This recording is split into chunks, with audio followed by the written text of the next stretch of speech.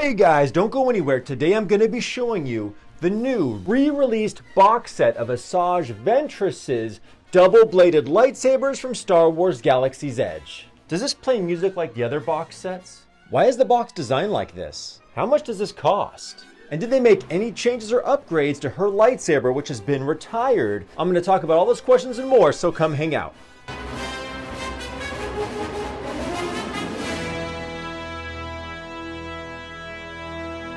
Hey you Star Wars fans, thank you as always for checking out my video. If you're new to the channel and you haven't already, please click subscribe. I would greatly appreciate it. It supports my channel and a little like goes a long way. So click that like button. Thanks guys. And hey guys, for all of you who are on Discord, come check out my new Discord server where we can talk about movies, lightsabers, and the newest Star Wars video games.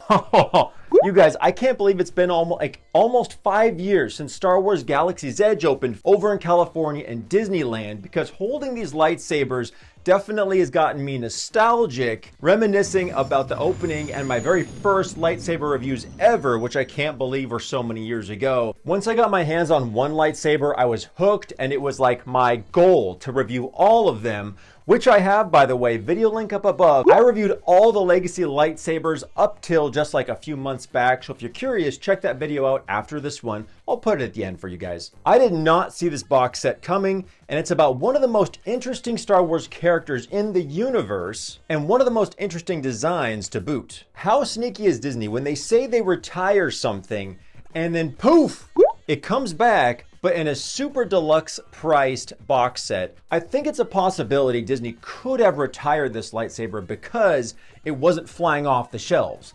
That there are some serious Clone Wars Asajj Ventress fans out there, but they probably had them stockpiling up and thought no one's buying these, right? So let's retire them because we have enough to last us a while. But something interesting happens when something retires, that all of a sudden it becomes incredibly sought after and more rare. I guess you could argue happens with a lot of collectibles. And how many box sets does this make? We've got the Skywalker, the Kenobi behind me, the Battle of Heroes. If I'm leaving one out, let me know down in the comments. And here's one of the coolest parts about this set. I can't believe that when they designed this, not only was it a challenge for them to design the triangle shaped doors, but they did that because in the 2003 animated Clone Wars micro series, Dooku gifts Ventress these lightsabers in this box. Isn't that awesome? What a tip of the hat to the micro series. The animation looks actually pretty interesting, and Grievous is all white, and some of the battle scenes look pretty gnarly, so I think I'm gonna check that out when I get a chance. But without further ado, let's open this up, huh? So this design is on the bottom when Dooku gives them to Asajj Ventress. This clip comes undone here, but the way that the doors open, when you try to pull this up, you can tell that the side panels come out first, just like this, and then the top. And I have to take a moment to thank you so much to my friend Peter. Thanks a lot, Peter. I really appreciate you for letting me borrow these and helping me make this review video crazy fast. So as you can see, it comes with this very beautiful, nice paper in front. This is limited to 4,500 units. This one is in the 2000s. And when you remove this foam padding, both Asajj Ventress's curved lightsaber hilts in this actually quite beautiful display case with this very nice red soft fabric inside here. Oh yeah. And when you remove both of the hilts, give the padding a little bit of a squeeze, and all the padding comes out and reveals the connector with the Allen wrench below. So as you can tell, unlike the other box sets like the Skywalker and the Kenobi, this does not play music. So you can tell that no sensors or triggers had gone off when you open these, but the box is a really good weight, and by these hinges, I can tell it's really well made. The fabric actually feels really nice. Pretty solid wood that they use, doesn't feel too light. So definitely a solid, excellent decorative piece for all of you major Asajj Ventress fans out there. And by the way, guys, before I forget, both of these hilts and the super unique collector's box set is retailing for $3.99, by the way.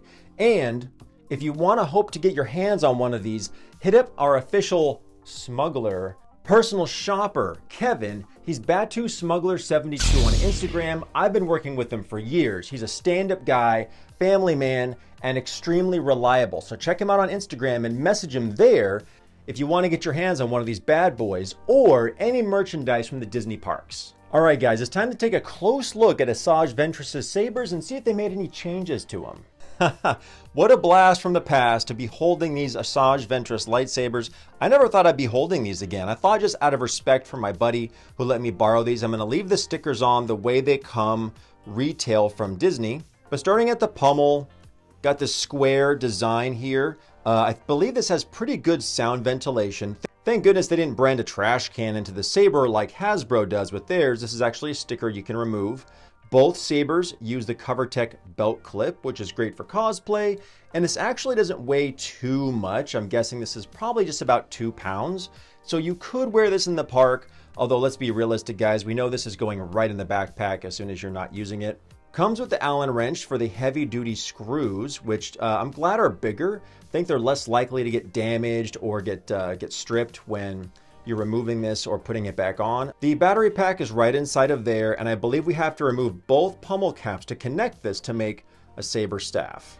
Look at that beautiful curved hilt, completely inspired by Asajj's master Count Dooku, even with that sharp little flare up at the top. Incredibly neat design. Bar is kind of interesting. In the cartoon animated series, of course, you don't see this, but this bar adds a little extra level of detail and design to the saber that I can definitely appreciate. All of these black strips are a rubber and do add grip. They're not just for looks. When I feel a material like this, I want to tell you guys to be careful not to use any kind of abrasive cleaners or something on this, or this might start to wear down. I'm kind of nervous about that.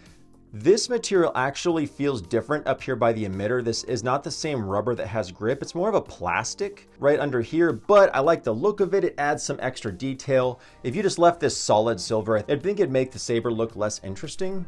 And thankfully, this is one of the legacy lightsabers where the switch that looks like a switch actually turns the saber on and off, indicated by the diamond-shaped sticker.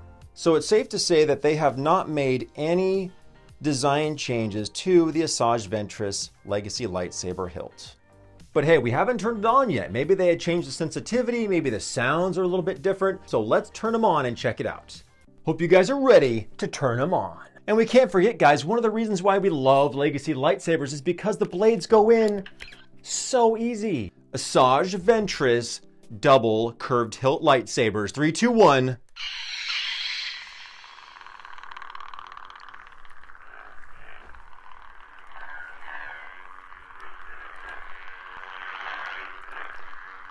Very cool, menacing Asajj lightsaber hum is coming from these sabers right now.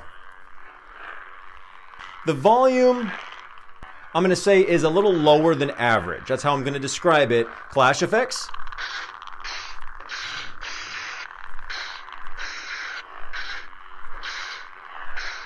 I think there's only 2 different clash sound effects, but they do sound really cool.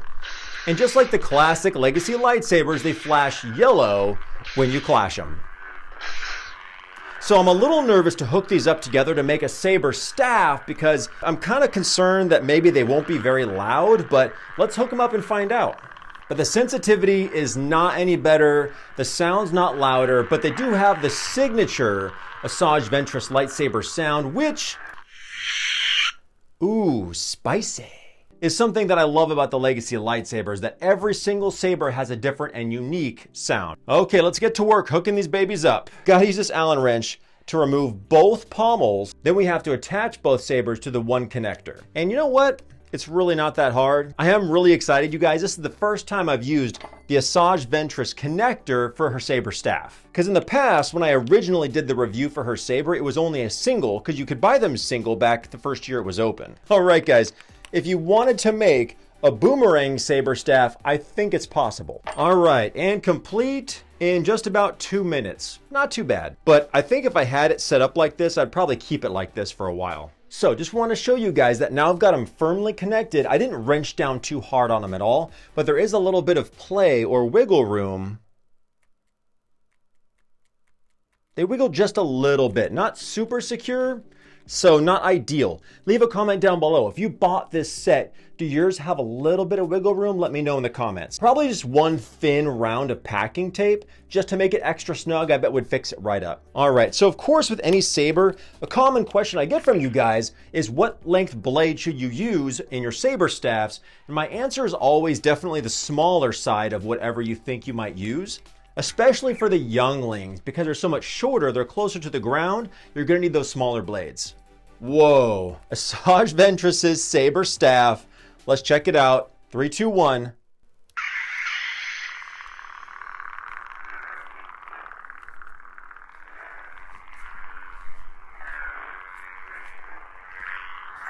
Whoa, this is kind of crazy and kind of fun at the same time. Sort of challenging.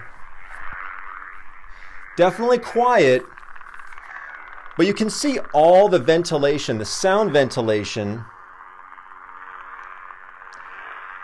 on the top and bottom part of the connector. Accurate sound, but that's always been, when I've compared Force Effects and Legacy Sabers, that's always been the trade-off. These aren't as loud, but they're more clear and have accurate sounds. Bam! This is actually pretty fun, you guys, and doesn't feel too awkward, really. And actually, I thought the connector would make them sound even quieter, but it feels about the same volume as if you had them individually. Dude. All right, guys, let me know what you think. Do you think this set is worth $400 with the super unique box set? Let me know down in the comments. But just to reiterate one more time, I don't think there's been any major design changes or upgrades, unfortunately, but for some of you collectors out there, that might be a good thing, because maybe you really want to have one of the original Asajj Ventress sabers before they were altered, because I know the Ahsoka sabers have had a couple of versions where they kind of move the colors around a little bit, so easier for collectors when there's only the one version. Thank you guys so much for watching to the end of my video. I really appreciate you. Take care, be safe, and have an awesome Star Wars day. Yeah, get some of this. See you next time, guys. Get some of that.